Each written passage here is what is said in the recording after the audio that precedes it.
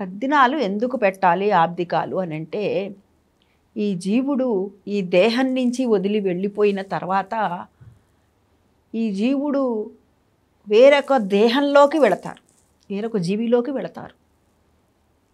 అది ఏ విధంగా ఉంటుంది అని అంటే, కొంతమందికి కోరిక బలంగా ఉంటుంది.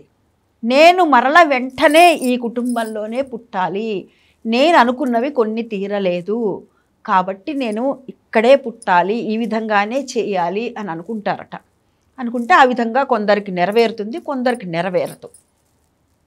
అందరికీ నెరవేరుతుందని చెప్పలేం, అందరికీ నెరవేరదు అని చెప్పలేం అని పెద్దలు చెప్పే మాట. సరే, మరి ఈ తద్దినాలు పెడుతున్నారు. మొదట్లో అయితే సంవత్సరం వరకు మాసికాలు పెడతారు, నెల నెల. సరే, ఎప్పుడైతే సంవత్సరం విమోకం అయిపోయిందో, సంవత్సరకాలు అయిపోయినాయో, ఆ తర్వాత నుంచి కూడా సంవత్సరానికి ఒక్కసారి తద్దినం లేక ఆబ్దికం అంటారు, అది పెడుతూ ఉంటారు. ఎప్పుడైతే ఈ ఆబ్దికాలు పెడుతూ ఉన్నారో, ఈ ఆబ్దికాలు పెడుతున్నప్పుడు ఇక్కడ పెట్టినటువంటి ఈ ఆహారం అంతా కూడాను వారికి ఏ విధంగా వెళుతుంది, నిజంగా వెళుతుందా అంటే వెళుతుంది ఖచ్చితంగా. ఏ విధంగా వెళ్తుంది అంటే, మనం తీసుకున్నటువంటి ఆహారము ఏ విధంగా అయితే చేతి నుంచి తీసుకొని నోటికి అందిస్తే ఆ లోపలికి వెళ్ళి మిషన్ పచనం చేస్తుందో, అదేవిధంగా వారికి వెళ్ళేటటువంటి పద్ధతి ఉంది. ఈ తద్దినాలు పెట్టకపోతే వచ్చేటటువంటి నష్టాలు ఏమున్నాయండి? ఏమీ లేవు. ఊరికి ఎంత కనబడేదే, కనపడని దాని గురించి నేను అసలు పట్టించుకోను అంటూ ఉంటారు కొందరు. వారికి ఉత్తమ గతి కలగాలి అని అంటే తద్దినాలు పెట్టాలి. అదేవిధంగా వంశ వృద్ధి జరగాలి అంటే తద్దినాలు పెట్టాలి. వాళ్ళు ఏమన్నా శాడిస్టులా ఏంటి మనల్ని పెట్టకపోతే వంశవృద్ధి కానీయకుండా చేయటానికి అని అంటే, శాడిస్టులని కాదండి. అక్కడ ఆ పితృదేవతా స్థానం అటువంటిది.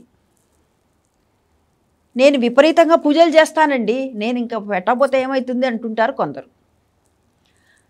పూజలు చేసినా చెయ్యకపోయినా పర్వాలేదు, కానీ దేవతా ఆరాధన కంటే పితృదేవత ఆరాధన చాలా ముఖ్యమైన. అంటే దేవతా ఆరాధన చేయకూడదని కాదు, పూజలు చేయకూడదని కాదు, పూజలు చేయాలి. అదేవిధంగా పితృదేవతలకు చేసేటటువంటి ఆ కార్యక్రమాలు ఏవైతే ఉంటాయో ఖచ్చితంగా చేయవలసిందే. మనకి ఈ దేవీ దేవతలకు సంబంధించి ఉదాహరణకి వినాయక చవితో లేకపోతే ఇలాగన్నీ కూడా పూజలు చేస్తూ ఉంటాం కదా, మన అమ్మవారి పూజలని ఇట్లా, వాటికి మనం మడితో చేస్తాం. వాటికంటే కూడా ఇంకా ఎక్కువ మడిగా చేయవలసినటువంటి పితృకార్యాలు. అప్పుడు మనము ఆరేసుకొని బట్టల్ని చక్కగా కట్టుకొని మడి కట్టుకొని చేసుకుంటాం. అట్లా కాదు, పితృ కార్యక్రమాలకి తడి బట్టలతోనే చేస్తారు. ఒకవేళ ఆరిపోతే కూడా మళ్ళీ వెళ్ళి పోసుకొని తడిగా వస్తారనమాట. అంతటి నియమనిష్టలతో చేస్తారు ఈ పితృ కార్యక్రమాలు. సరే, రెండోది, వీరికి ఇచ్చేటటువంటి ఆహారము ఏ విధంగా అందుతుంది అని అంటే, ఉదాహరణకి ఇంట్లో గతించినటువంటి వారు మరలా ఏదో జన్మెత్తారు అనుకుందాం. ఉదాహరణకి గోమాతగా వెళ్ళారు అనుకున్నప్పుడు, ఆ గోవుకి ఇప్పుడు ఇచ్చినటువంటి గోవుకి ఏం పెడతారండి ఆహారము? గడ్డి అవి పెడతారు కదా. ఆ గోవుకు పెట్టేటటువంటి ఆహారంగా ఇక్కడ వీళ్ళు ఏదైతే పెడతారో, తద్దినాలు పెట్టినప్పుడు పెడతారు కదా, వసు రుద్ర ఆదిత్య అనేటటువంటి రూపాల్లో పెడతారు కదా. తండ్రి, తాత, ముత్తాత, అవునా? తండ్రి వసు, తాత రుద్ర, ముత్తాత గారు ఆదిత్య రూపం అని చెప్తారు.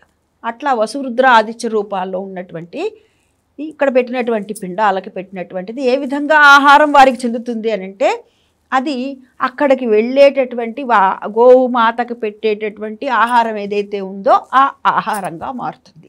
వారు గోవుగా గనక జన్మించుంటే, వారు ఏ జన్మెత్తితే ఆ జన్మగా అట్లా ఆహారంగా వారికి అందుతుంది. సరే, మరి అట్లా కాదండి, మా వాళ్ళు ఎవరో బాగా పుణ్యం చేశారు, మేము ప్రతి సంవత్సరం ఇక్కడ పెడుతున్నాం, కానీ పెడుతున్నాం కానీ వారికి ఎలా అందుతుంది అన్న దాని గురించి చెప్పారు, బాగుంది. అయితే వారికి ముక్తి వచ్చింది, మోక్షం కలిగింది, వారికి పునర్జన్మ లేదు. అప్పుడు మరి వారికి ఎలా తీసుకుంటారండి అంటే, వారికి పెట్టినటువంటి ఆహారం ఏదైతే ఉందో అదంతా అక్కడ దేవతా స్థానంలో ఉన్నారు కదా వాళ్ళు. కాబట్టి అక్కడ దేవతల దగ్గర ఏదైతే ఆహారం ఉంటుందో ఆ ఆహారం అమృతం అది అంతా కూడా వారు దేవతలు ఇస్తారు. మరి మనం చేసినటువంటిది ఏమంటే అంటే అదంతా కూడా పుణ్యంగా మారుతుంది. పుణ్యంగా మారి మనకి ఇంకా శీఘ్రమే ఫలితాలను ఇస్తుంది. అంటే మనకి ఈ లౌకికమైనటువంటి సౌఖ్యం ఏదైతే ఉందో ఈ ఇహంలో ఈ సౌఖ్యం అంతా కూడాను అందుతుంది అని చెప్తారు పెద్దలు. అంటే వారికి ఆహారంగా వారికి ఒక జీవిలోకి వెళ్ళి ఇంకొక జీవిగా జన్మిస్తే అక్కడ ఆహారంగా వెళుతుంది. లేదండి వాళ్ళకి పునర్జన్మ లేదు అనుకున్న పక్షంలో దేవతల దగ్గరే ఉన్నారండి వారు అనుకున్నప్పుడు మనకి అదైతే ఉందో అదంతా ఇచ్చిందంతా కూడా తిరిగి మనకి పుణ్యఫలంగా మనకే లభిస్తుంది. దీన్ని మనం గమనించుకోవాలి. దీనికి విశ్వదేవతలు సహాయం చేస్తారు అని చెప్తారు. సరే, మరి కొంతమందికి సంతానం ఉండదు కదండి అని అంటే అది పూర్వీకుల్లో ఎవరైనా ఏదైనా చేసినటువంటి చిన్న తప్పిదాల వల్ల ఇక్కడ వీళ్ళకి సంతానం ఉండదు. మరి ఆ సంతానం లేనటువంటి వారు ఏం చేయాలి అంటే ఏ దేవతా కార్యక్రమాలకైనా సరే, కళ్యాణాలైనా సరే, శుభకార్యాలైనా సరే వారి శక్తానుసారము వాటిని చేయిస్తూ ఉంటే కూడా వారికి ఏదైతే పున్నామ నరకం ఉండదో అదంతా ఉండదు అని చెప్తారు పెద్దలు.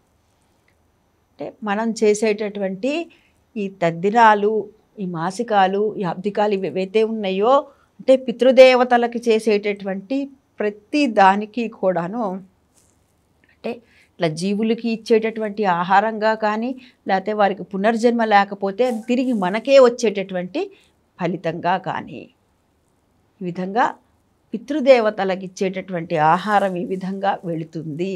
ఇందులో సందేహం ఏమీ లేదు, నిస్సందేహం. మనం చేయకపోతేనే అది దోషం, మనకే కాదు మన ముందు తరాల వాళ్ళకు కూడా ఇబ్బంది పడతారు అనే దృష్టితో మన పెద్దలు ఇవన్నీ కూడాను ఏర్పాటు చేయటం అనేటటువంటిది జరిగింది. దీన్ని మనం తెలుసుకుందాము.